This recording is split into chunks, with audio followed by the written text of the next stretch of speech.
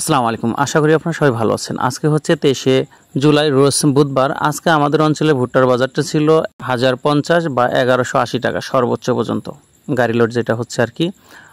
আপনাদের অঞ্চলে কত করে ভুট্টার বাজার যাচ্ছে সেটা তো অবশ্যই কমেন্ট করে জানাবেন। আর আপনারা অনেকে জানতে চেয়েছেন ভুট্টার বাজার সামনে বাড়বে কিনা। আসলে এটা খুব মুশকিল বলার, কারণ হচ্ছে এলসি হওয়ার সম্ভাবনা রয়েছে। আমি কিছুটা শুনেছি যে এলসি হয়তো বা হতে পারে বা হয়েছে। এলসি যদি হয় সেক্ষেত্রে একটু দাম কিন্তু কমবে, এটা আপনারা ভালো করেই জানেন। তারপরও আপাতত যেহেতু বাজার নিম্নগামী, আপনারা জানেন যদি বাংলাদেশে ভুট্টার দাম একবার কমতে ধরে সেক্ষেত্রে কমতেই থাকে।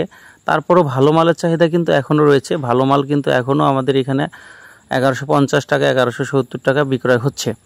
আর যেটা ময়চার নষ্ট হয়ে যাচ্ছে, আবার কালো হয়ে যাচ্ছে, পাঙ্গাস হয়ে যাচ্ছে, সেটা আপনার দাম মানে ভুট্টার উপর নির্ভর করে যে যত পারছে তত করে নিচ্ছে।